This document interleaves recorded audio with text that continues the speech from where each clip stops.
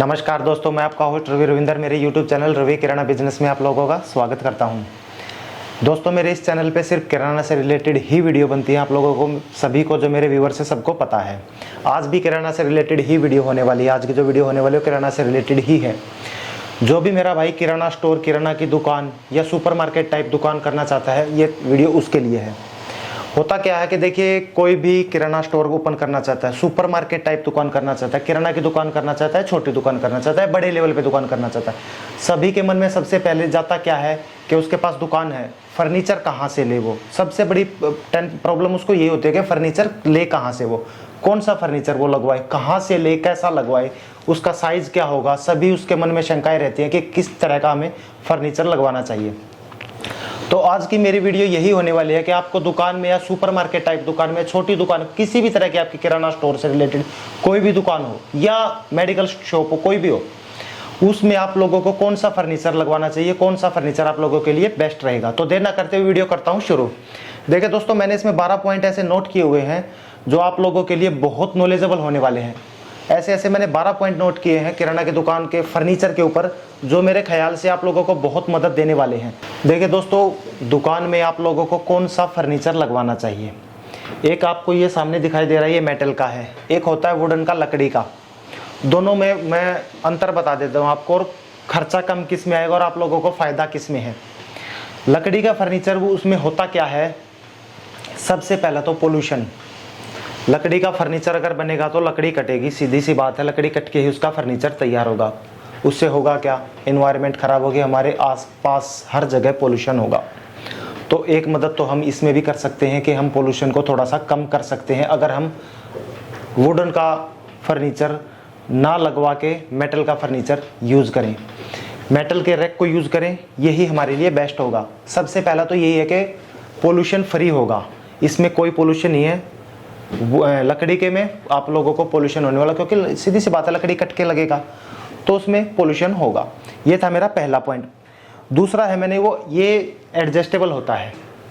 Adjustable कैसे होता है, आपने लकड़ी का कोई फर्नीचर लगवा लिया अपनी दुकान में, वो आपकी दीवार में, जो पीछे दीवार होती है उसमें सेट हो जाता है, उसके साथ चिपक जाता है, उसको आप हटा नहीं सकते वहाँ से, क्योंकि उसमें लोहे की कीलें ठोक दी जाती हैं। वो वहीं पे एक बार लग गया तो वहीं लग गया।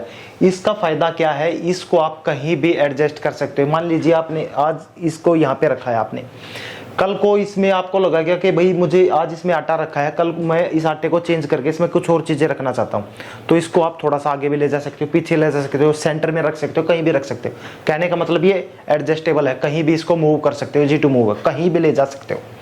दूसरा ये इसका फ़ायदा है जो कि लकड़ी के में नहीं है। लकड़ी का अगर फर्नीचर होगा तो आपको एक बार जहाँ लग गया वो वहीं पे रहेगा।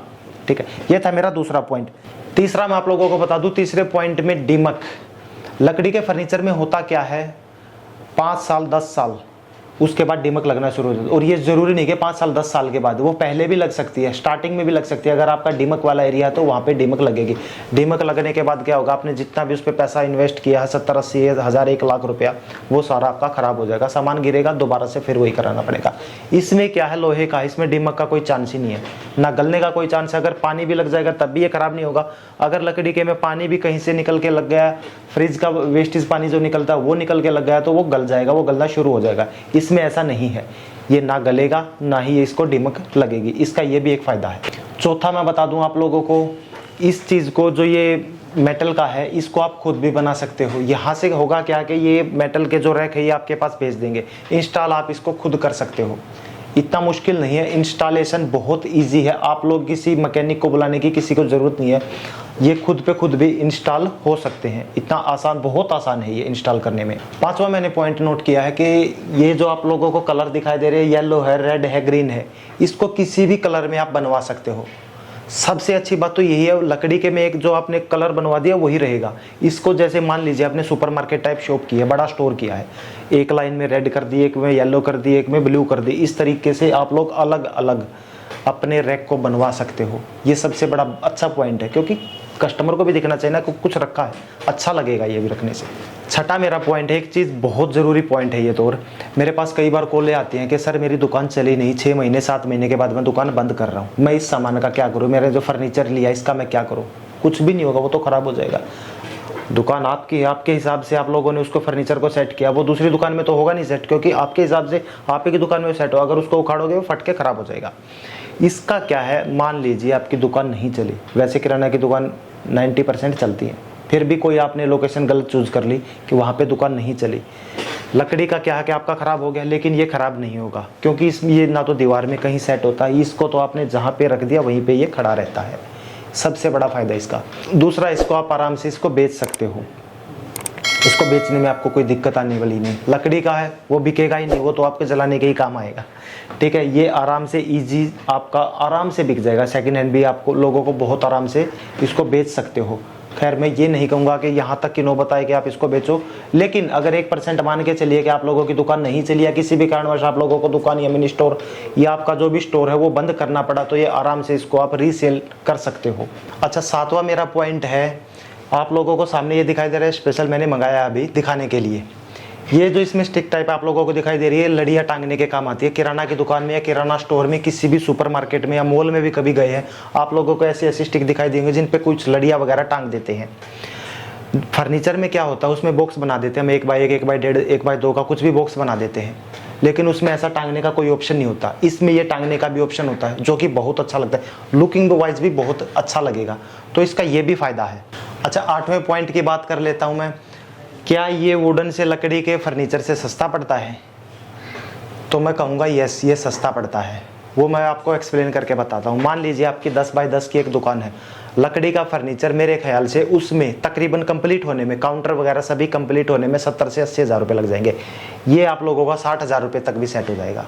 अप्रोक्स मान के चलिए कि 60 हज़ार रुपये में ये सेट हो जाएगा 10x10 की दुकान में, जबकि लकड़ी का 60 हज़ार रुपये में नहीं होगा। अच्छा, 9वां मेरा पॉइंट है, आप लोगों को सामने दिखाई दे रही है ये प्राइस लिस्ट। लकड़ी के में क्या होता है कि उसमें इतनी सी तो उसकी जो सामान रखते हैं लकड़ी वो होती है, उस पर प्राइस लिस्ट आप कहीं भी चिपका नहीं सकते। इस पे क्या है कि प्राइस लिस्ट चिपका दिया। इसका फ़ायदा क्या होने वाला है कि वहाँ पे दुकान में कोई स्टोर में कोई कस्टमर आया, उसको पता है कि भाई ये यहाँ पे कोई आइटम रखा है, ये पेन रखा है यहाँ पे और इस पे लिखा हुआ है 10 रुपीज़, तो ये 10 रुपीज़ का है।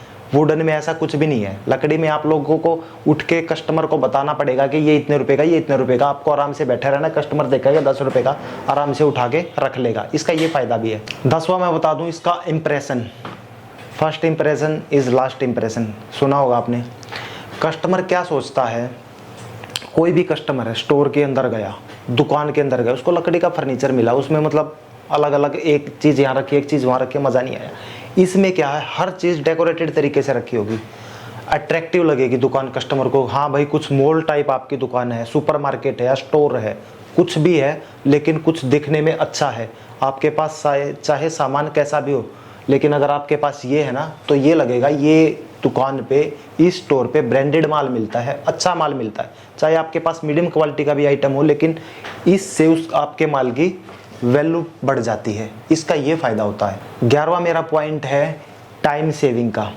मान लीजिए आपको सुपरमार्केट शॉप करनी है, स्टोर करना है, दुकान करनी है, छोटी दुकान करनी है, बड़े लेवल पे करनी है, किसी भी लेवल पे करनी है, मैक्सिमम से मैक्सिमम अगर आपको नॉलेज है तो 3 से 4 घंटे के अंदर आपका ये रैक पूरी दुकान का कंप्लीट हो जाएगा, अगर नॉलेज है।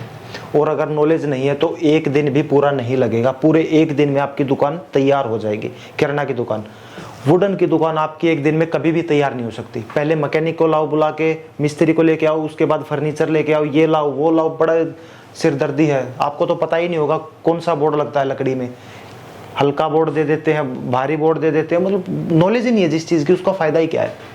और रही बात, वो लगवा लिया आपने, 2 से 3 से 4 दिन तक मैकेनिक उस पर लगा रहेगा, मिस्त्री लगा रहेगा कि अभी ये लगाओ, इसका आराम से लगा के कहीं भी आप लोगों को जहाँ सेट बैठता है वहीं पे लगा दो।